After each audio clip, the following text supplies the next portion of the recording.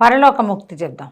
ఇది చందమామ కథో బాలమిత్ర కథో నాకు గుర్తులేదు, కానీ బాగుంది కథ, నాకు నచ్చింది. పరలోకముక్తి, ముక్తి అంతే. అయితే మనం మామూలుగా ఏం చేస్తాము, బోల్డ్ అంత సంపాదిస్తాం, ఏదో తిన్నంత తింటాం. మామూలుగా లోకంలో అందరూ తిన్నంత తింటాం, మన పిల్లలు తిన్నంత తింటారు. అక్కడ పొలం, ఇక్కడ పొలం, అక్కడ ఆస్తి, ఇక్కడ ఆస్తి, అక్కడేదో ఇల్లు, ఇక్కడేదో ఇల్లు, ఎన్ని ఇల్లున్నా ఇంకా ఇల్లు, ఇంకా ఇల్లు, ఇంకా ఇల్లు, ఇంకా బంగారం, ఎంత కొన్నా చాలదు. వీటిలో ఒక్కటైనా మన వెనకాల వస్తుంది రాదు. కానీ తెలిసిన మన పిల్లలు ఏం చేస్తారు, వాళ్ళు కూడా మనం ఇంత చేరిస్తే వాళ్ళు ఇంకా ఊడ్చి చీపురు చాట వేసుకుని ఇంకా పెంచుతారు దాన్ని. ఆశ చావదు, అక్కడి నుంచి ఇంకా ఇంకా చేస్తూనే ఉంటాం. ఇందులో ప్రతిసారి ఇది మనం పట్టుకెళ్తాము, అలా ఆలోచించాం. అసలు తెలిసిన విషయమే తెలుసు, మనం పట్టుకెళ్ళము, అది మనందరికీ క్లియర్. పిల్లలకి ఉంటుంది అనుకుంటాం, అయినా ఎక్కడ అవుతాం రమ్మగారు, ఆగం కదా, ఆగలేకపోతాం. మాయ చేయ ఇదంతా. అయితే పూర్వం ఒక ఆయన ఇలాంటి ఒక విచిత్రమైన ఆలోచన చేశాడు, సంపాదించిన ఆయన. ఆ కథ అనమాట ఇది. ఓకే. సుధాముడు అని ఒక మహాముని ఉన్నాడు, ఒక ముని. ఆయన ఎప్పుడూ తపస్సు చేసుకుంటూనే ఉండేవాడు. చేయగా అగ్నిహోత్రుడు ప్రత్యక్షమయ్యాడట. అగ్నిదేవుడు ప్రత్యక్షమై అగ్నిని ఉపాసన చేసేవాడు ఆయన. దేనైనా ఉపాసించవచ్చు మనం, ఇంద్రుడిని ఉపాసించే వాళ్ళు కూడా కనపడతారు. ఈ అగ్ని ఉపాసనతో అగ్నిదేవుడు ప్రత్యక్షమైతే ఈయన సుధాముడు నాకు ముక్తిని ప్రసాదించు దేవా అన్నట్టు. నీకు ముక్తి రాదురా నాయన, నువ్వు కొన్ని జన్మల కింద నువ్వు కోటీశ్వరుడుగా జన్మించావు.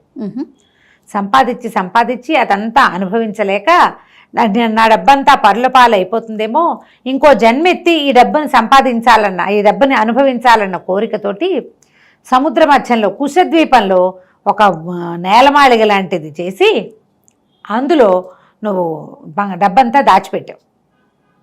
చచ్చిపోయావు. తర్వాత కాలంలో చచ్చిపోయాక 30 సార్లు పుట్టావు, కానీ నీకు అది గుర్తులేదు. వచ్చే జన్మలో ఎలా గుర్తుంటుంది? అంతేగా. ఇప్పుడు సంపాదించే కోటీశ్వర్లు, అపర కుబేరులు వీళ్ళంతా ఈ జన్మలో తమ ఎంజాయ్ చేయడానికి తమ పిల్లల 14 తరాల దాకా అనుభవించడానికి ఏర్పరుస్తున్నారు తప్ప మనతో పాటు తీసుకెళ్దామని ఉండదు, వచ్చి మళ్ళీ ఇక్కడే అనుభవిద్దామని ఉండదు. అవును.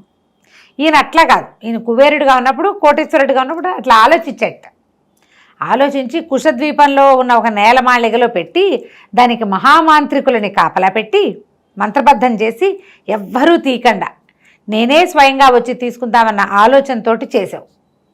తర్వాత నువ్వు ఎన్నిసార్లు పుట్టావు, కానీ అది నీకు జ్ఞాపకం లేదు. జన్మలు ఎత్తగా చివరికి ముని జన్మ వచ్చింది నీకు. ఇప్పుడు నువ్వు మునిగా ఉన్నావు, తపస్సు చేసావు, తపస్సు చేసావు, ముక్తిని కోరతారు మునులు. అంటే అదే కదా, అదే ముక్తిని కోరేవాడే. నువ్వు ముక్తిని కోరుతున్నావు, నువ్వు ఎప్పుడు దాచిపెట్టావు చూడు, దాన్ని దానం చేసే కానీ నీకు ముక్తి రాదు. ఓహో, మరి అక్కడికి నేను ఎట్లా వెళ్ళనండి అన్నాడు. నువ్వు ఎట్లాగైనా తంటాలు పడు. కుశద్వీపం, దానికి మాంత్రికులు కాపలా ఉన్నారు 30 జన్మల క్రితం. నీ ఇష్టం, నువ్వు అది ఏమైనా చేసిరా అప్పుడు నీకు ముక్తిస్తాను అని చెప్పాడు అగ్నిదేవుడు.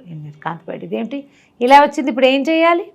సరే, అక్కడి నుంచి ఈ కుశద్వీపం ఎక్కడుందో అని అట్లా వెతుకుతూ బయలుదేరాడు. ద్వీపాలు అంటే సముద్రంలో ఉంటాయి జనరల్గా. సరే, సముద్ర తీరాలకి తిరిగేసరికల్లా సరే ఒక చోట జాలర్లు కొంతమంది ఆ కుశద్వీపం అనేది తమకు తెలుసు అనేసరికల్లా సరే బాగానే ఉందిగా. వాళ్ళందరూ అడిగారు, ఎందుకు బాబు కుశద్వీపానికి నువ్వు అంటే, అక్కడ తపస్సు చేసుకోవడానికి వెళ్తానన్నాడు. అక్కడ డబ్బులు ఉన్నాయి అవన్నీ చెప్తే వీళ్ళంతా కూడా గోల్ చేస్తారు కదా.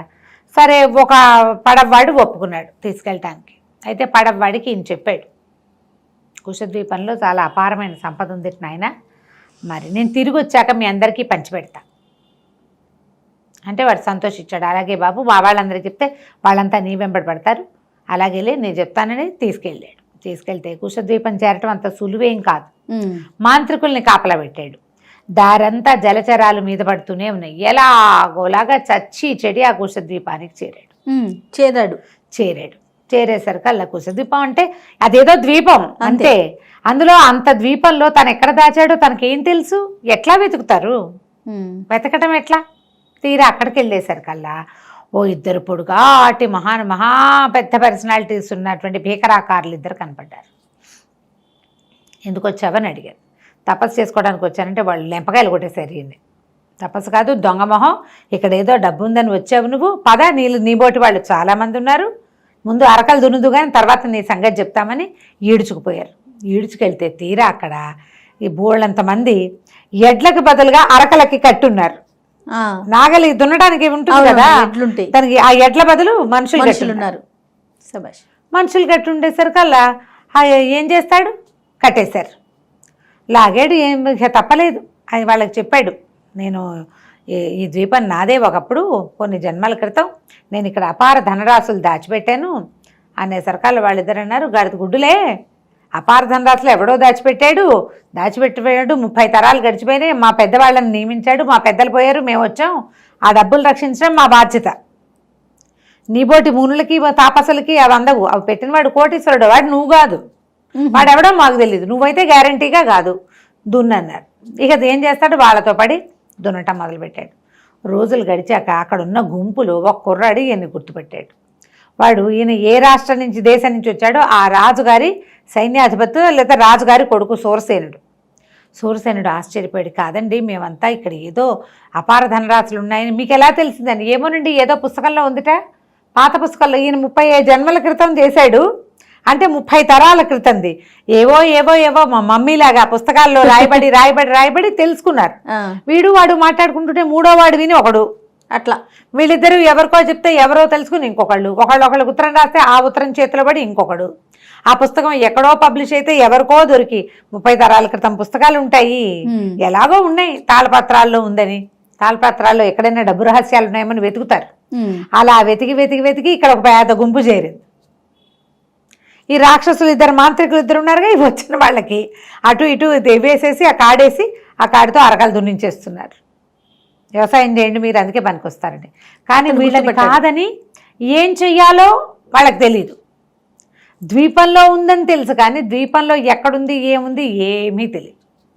ఈ గుర్తుపట్టిన సూరసేనుడు, మేమంటే డబ్బుల కోసం వచ్చామనుకోండి, ఇంచుమించు అందరం ధనం కోసం వచ్చారు, మీరు ఇంత తాపసిలాగా ఉన్నారు, పొట్ట అంటుకుపోయింది, మీకు ఆహారం కూడా తీసుకోవడం మానేసి ఉంటారు, మీరు ఎందుకండి వచ్చారు అంటే ఆయన చెప్పాడు, నాతో దుఃఖభాజన గాథనైనా అగ్నిదేవుడు ప్రత్యక్షమైన నాకు మోక్షం రాలేదు, దానికి కారణం ఈ దిక్కుమాల కుశద్వీపం, ఎప్పుడో 30 జన్మల క్రితం నేనేట ఇక్కడ దాచిపెట్టాను. వాడు నిర్ఘాంతపోయాడు. సూరసేనుడు నిజమా అండి అన్నాడు. నిజం నాయన, దానికోసమే వెతుక్కుంటూ వచ్చా, లేకపోతే నాకు అన్నం కూడా అక్కర్లా, గుప్పెడు అన్నం అవసరం కూడా లేదు, ఈ వస్త్రాలు చూడు ఇవి కట్టుకుంటాను నేను, నాకెందుకు డబ్బు, ఆ డబ్బుని దానం చెయ్యాలి, అది ఇక్కడ లేకపోతేనే నాకు మోక్షం వస్తుంది అనేసరికి సూరసేనుడు అన్నాడు, ఎందుకో మీ మాట నమ్మాలనిపిస్తోంది నాకు, మరిద్దరం కలిసి వెతుకుదాం. పగలల్లా అరకలు కట్టి సాయంకాలం అవ్వగానే ఈ గుంపంతా ఓ చోట కూర్చుని అన్నాలు తినేవాళ్ళు. వీళ్ళిద్దరూ చల్లగా వెళ్ళి అట్లా తిరుగుతూ వెళ్ళేవాళ్ళు.